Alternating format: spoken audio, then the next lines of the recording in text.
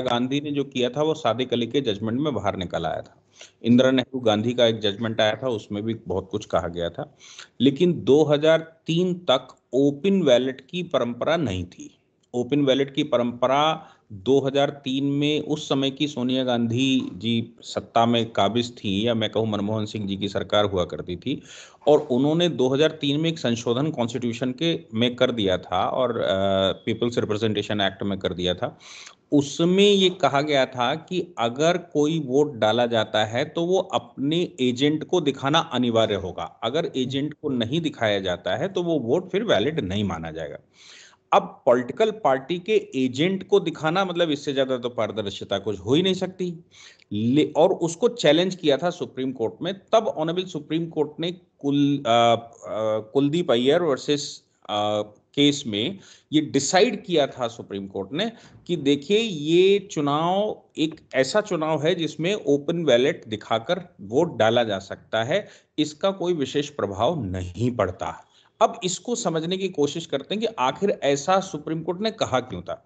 Actually जो राज्यसभा है ना, उस समय जिस समय हम आजाद हुए और हमने कॉन्स्टिट्यूशन बनाया था, तो राज्यों का रिप्रेजेंटेशन कैसे हो, क्योंकि डिवीजन ऑफ पावर किया गया था, और डिवीजन ऑफ पावर में हमने राज्य सरकार को पावर दी थी कुछ विषयों पर, और बाकी की पावर हमने केंद्र सरकार को दी थी। 7वीं अनुसूची में 1, 2 और 3 अलग अलग सूचियां बनाई थी, जिसमें हमने तय किया था कि केंद्र में किसके पास पावर, केंद्र के पास कौन से सब्जेक्ट होंगे, राज्य के पास कौन से सब्जेक्ट होंगे, और कंकरेंट लिस्ट कौन सी होगी। अब सवाल ये पैदा होता है कि अगर राज्यों के लिए सबको मिलकर कोई इनिशिएशन करना है, और इनिशिएट पूरे सभी राज्यों के लिए हो, तो क्या हर राज्य से उसकी कंसेंट आनी चाहिए। तो ये तय हुआ कि नहीं, हम एक काउंसिल ऑफ स्टेट्स बना देंगे, यानी कि राज्य में जो विधानसभा होगी, उस विधानसभा में बिल भेजने की बजाय हम एक काउंसिल, उनके रिप्रेजेंटेटिव यहां बिठा देंगे, उन रिप्रेजेंटेटिव के माध्यम से हम राज्यसभा बनाकर उसको पास करवा लेंगे। पास करा तो देंगे। ये माना जाएगा कि राज्यों ने भी उन विषयों पर सहमति दे दी है, यानी कि जो भी कानून केंद्र बना रहा है, उस कानून के विषय में अब राज्य से जब तक विशेष प्रावधान ना हो या कहीं रिक्वायरमेंट ना हो, तो फिर राज्य से पूछने की आवश्यकता नहीं है। अब सवाल यहां पर पैदा होता है, राज्यसभा के सदस्य कैसे चुने जाएंगे।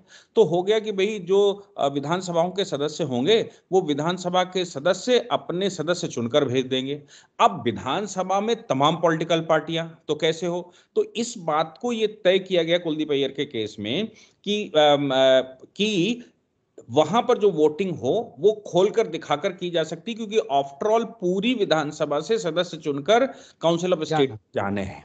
तो काउंसिल ऑफ स्टेट में वो लोग सब लोग चुनेंगे, इसलिए उसकी पारदर्शिता के लिए, कि भाई पारदर्शिता हो, क्योंकि विप उसमें होती नहीं है, तो कैसे पता लगे पॉलिटिकल पार्टी को। तो उन्होंने कहा भाई अपने एजेंट को दिखा लो, और अपने एजेंट को दिखाकर वेरीफाई करवा लो। तो यहां पर क्रॉस वोटिंग मेरा मानना है उसको कहा जाना चाहिए, जो सीक्रेट बैलेट से हो रही है और पता नहीं लग रहा। लेकिन यहां पर तो वो खुला खेल फर्रुखाबादी कर रहा है, और सीधा सीधा बता रहा है भैया ये मेरा वोट है, ये मैं डालने जा रहा हूं। अब आपका इसका मतलब ये हो गया कि जिस पार्टी का व्यक्ति दूसरी पार्टी को वोट डालने जा रहा है, कैंडिडेट को वोट डालने जा रहा है, वो पार्टी के कंट्रोल में उनका विधायक नहीं है। मतलब पार्टी की क्षमताओं पर प्रश्न खड़ा किया जाना चाहिए कि पार्टी की क्षमताएं ऐसी नहीं है कि वो अपने कैंडिडेट को रोक पा रहे हैं। बिल्कुल, पार्टी की क्षमता। और एक चीज और भी है कि क्या पार्टी जिसको अपना सिंबल देती है और अपने सिंबल पर जितवा करके लाती है, वो अगर पार्टी के विचारधारा के अनुरूप या पार्टी के पार्टी जिस लाइन पे जा रही है उसके खिलाफ अगर वोट डालती है, तो अभी तो फिलहाल ऐसा कोई प्रावधान नहीं कि उसकी सदस्यता खत्म हो जाए। लेकिन क्या, बिल्कुल, अब मैं आप ही के पास आ रहा हूं सर।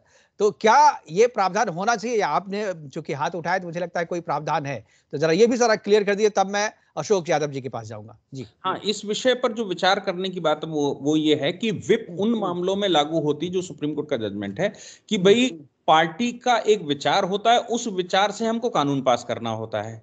पार्टी का एक विचार है, उसकी मेजोरिटी और माइनॉरिटी या उसके उसके उसके सिंबल से चुनाव लड़कर आते हैं, पार्टी पूरी ताकत लगाती है, व्यक्ति को अंदर भेजती है। तो ऐसा ना हो कि वो सरकार किसी और की बनवा दे अंदर, और ऐसा ना हो कि पार्टी की विचार के विरुद्ध वो किसी बिल पर चला जाए। तो वहां पर उन्होंने कहा कि इसमें व्हिप को आपको पालन करना पड़ेगा।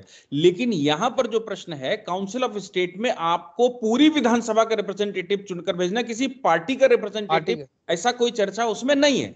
अब वो पार्टियां हैं तो पार्टियां अपने अपने हिसाब से तय करती हैं, लेकिन व्हिप इसमें इसलिए नहीं हो सकती क्योंकि पूरी विधानसभा की जिम्मेवारी बनती है कि आप विधानसभा रिप्रेजेंटेशन करें, ना कि पॉलिटिकल पार्टी रिप्रेजेंटेशन करें। तो यहाँ पर वो जो है कि स्पेस मिल जाता है जो विधायक हैं कि वो अपनी अंतरात्मा की आवाज से वोट कर दे, और यही जो अंतरात्मा की आवाज है वही जो है राजनीति की शुरुआत करती है। अगर कैलाश सोनी जी अगर हमारी बात सुन रहे हैं, कैलाश जी की आवाज मिल रही है आपको? कैलाश सोनी जी को आवाज नहीं मिल रहा। मैं अशोक यादव जी के जारी है।